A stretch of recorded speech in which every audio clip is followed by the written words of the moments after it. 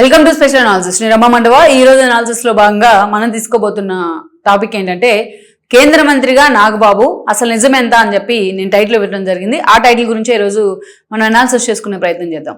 ఇక్కడ చూసినట్లయితే నాగబాబు ఆల్రెడీ జనసేన వైపు నుంచి ఎమ్మెల్సీగా ఉన్నారు. అలాంటి నాగబాబు ఈ రోజు కేంద్ర మంత్రి అవుతారు అనేది గత వారం రోజులుగా నడుస్తున్న ప్రచారం. అసలు ఈ ప్రచారం తెర మీదకి ఎందుకు వచ్చింది అంటే దానికి ఫ్రీ వేజ్ లో చెప్పుకోవాలంటే తాజాగా ఏపీకి రాబోతున్న రాజ్యసభ స్థానాలు 4 రాజ్యసభ స్థానాలు ఏపీ నుంచి ఖాళీ కాబోతున్నాయి.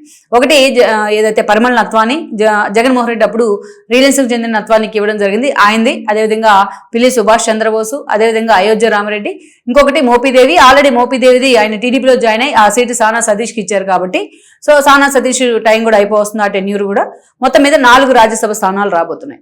ఆ 4 రాజ్యసభ స్థానాల్లో 2 టీడీపీ తీసుకుంటుంది, ఒకటి బీజేపీకి అండ్ దెన్ ఒకటి జనసేనకి ఇస్తుంది అనేది చాలా రోజులుగా నడుస్తున్న చర్చ. ఇక జనసేన వైపు నుంచి లింగంనేని రమేష్ పేరు చాలా ప్రముఖంగా వినిపిస్తూ ఉంది. టీడీపీ నుంచి ఈ రోజు మనం చూస్తే ఒక గల్లా జయదేవ్ దగ్గర నుంచి ఒక వర్ల రామయ్య దాకా, ఒక ఖమ్మంపాటి రామ్మోహన్ రావు దగ్గర నుంచి ఒక భాష్య విద్యా సంస్థల రామకృష్ణ దాకా చాలా మంది పేర్లు అయితే తెర మీదకి వస్తూ ఉన్నాయి. ఇక గతంలో ఎమ్మెల్సీగా పనిచేసిన టీడీ జనార్దన్ దగ్గర నుంచి ప్రజెంట్ టీడీఎల్పీ ఇన్ఛార్జిగా పనిచేస్తా ఉన్న కోనే సురేష్ దాకా అనేక మంది పేర్లు ఉన్నాయి లిస్ట్లో. అయితే ఈ క్రమంలో ఎవరి వైపు చంద్రబాబు నాయుడు మొగ్గు చూపుతారనేది ఒక పెద్ద క్వశ్చన్ మార్క్ ఇప్పటి వరకు అయితే. ఎందుకంటే లాస్ట్ మీట్ వరకు రాజ్యసభ సభ్యుల జాబితాకు సంబంధించి ఎలాంటి స్మెల్ ఉండదు టీడీపీ నుంచి. మీడియాలో రకరకాల ప్రచారాలు జరుగుతూ ఉంటాయి కానీ లాస్ట్కి ఎవరో ఒకరిని తీసుకొచ్చి చంద్రబాబు నాయుడు అందరినీ ఆశ్చర్యంలో ముంచెత్తుతూ ఉంటారు ఈ విషయంలో మాత్రం. అయితే ఇలాంటి సందర్భంలో ఈరోజు బీజేపీ ఒకటి తీసుకుంటుంది. బీజేపీకి సంబంధించి అనేక మంది పేర్లు ఉన్నాయి. ముఖ్యంగా ఈరోజు తమిళనాడుకు చెందిన అన్నామలై పేరు అయితే ప్రముఖంగా వినిపిస్తోంది. ఆయన్ని బీజేపీ నుంచి ఆయనకి రాజ్యసభ ఇచ్చి ఏపీ నుంచి ఆయన తీసుకెళ్లి కేంద్ర మంత్రిని చేస్తారు అని చెప్పేసి సో రకరకాల ప్రచారాలు. అయితే ఇక్కడ పర్టికులర్ గా నాగబాబు గురించి ప్రచారం జరగడానికి కూడా ఇదే కారణం. ఈ రోజు జనసేన ఖాతాలోకి ఒకటే వెళ్తుంది అనేది ఒక చర్చ. దాన్ని లింగంనేని రమేష్ ఆల్రెడీ కన్ఫర్మ్ చేశారు. ఆయన ఆల్రెడీ మొత్తం పేపర్లు కూడా ప్రిపేర్ చేసుకునే స్టేజ్ లో ఉన్నారు అనేది నాకున్న సమాచారం. అయితే అట్ ద సేమ్ ఆ వీడియో కూడా నేను ఇవ్వడం జరిగింది. ఉమ్మడి అభ్యర్థిగా కూడా ఆయన కంటెస్ట్ చేయబోతున్నారు రాజ్యసభకు అనేది కూడా ఒక చర్చ ఉంది. ఎందుకంటే అటు చంద్రబాబు నాయుడుతో ఇటు జనసేనతో ఆయన ఇద్దరికి పవన్ కళ్యాణ్తో కూడా ఇద్దరితో సత్సంబంధాలు ఉన్నాయి కాబట్టి. అయితే ఇదే సమయంలో నాగబాబు ఎందుకు తెర మీదకి వస్తా ఉన్నారు అంటే నిజానికి మొన్నటి ఎన్నికల సమయంలో నాగబాబు ఎంపీగా పోటీ చేయాలనుకున్నారు. ఫస్ట్ అనకాపల్లి నుంచి ఆయన ఎంపీగా పోటీ చేయాలని అనుకున్నారు. అయితే ఆ రోజున్న పరిస్థితుల్లో లాస్ట్ మినిట్ లో ఆయనకి ఆల్మోస్ట్ నాగబాబు ఎంట్రీ ఇచ్చేవాళ్ళే, ఆయనకి అనౌన్స్ చేసేవాళ్ళు. కానీ ఇలాంటి సమయంలో బీజేపీ తెర మీదకి వచ్చింది. బీజేపీ జనసేన టీడీపీ పొత్తుల కారణంగా అనకాపల్లి సీటు బీజేపీ ఖాతాలోకి వెళ్ళింది. దెన్ సీఎం రమేష్ అక్కడ నుంచి ఎంపీ టికెట్ తీసుకోవడం జరిగింది. సో ఈ క్రమంలో నాగబాబు వెనక్కి తగ్గారు. అయితే ఇక ఎంపీగా వద్దు, మళ్ళా తర్వాత ఎమ్మెల్యేగా పోటీ చేస్తారనుకున్నారు. ఎమ్మెల్యేగా పోటీ చేస్తారనుకున్నప్పుడు కూడా అదేవిధంగా అనకాపల్లి ఎమ్మెల్యే సీటు తెర మీదకి వచ్చింది.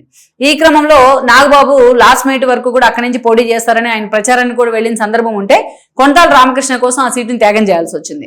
కొంతాల రామకృష్ణ అందుకంటే ముందే పార్టీలోకి వచ్చున్నారు. జనసేన దగ్గరుండి అటు నాదెండ్ల మనోహర్ లాంటి వాళ్ళు కన్విన్స్ చేసి మరీ కొంతాలను పార్టీలోకి తీసుకొచ్చారు.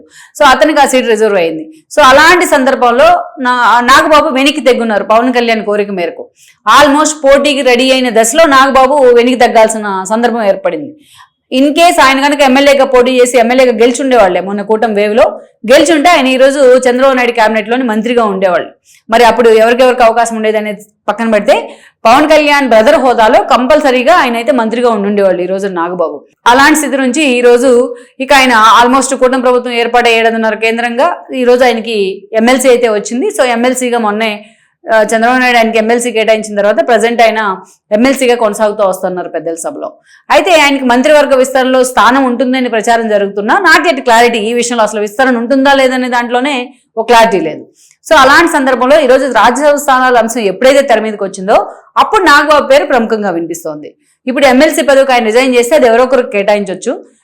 నాగబాబు కనుక ఏదైతే రాజ్యసభ పదవి ఇస్తే ఆయన కేంద్ర మంత్రివర్గంలోకి తీసుకునే అవకాశం ఉంటుంది అనేది ఒక చర్చ. మొన్న అమిత్ షాని పవన్ కళ్యాణ్ కలిసి వచ్చిన తర్వాత ఇదే అంశం మీద పవన్ కళ్యాణ్ అమిత్ షాని కలిశారు అని కూడా చెప్తున్నారు.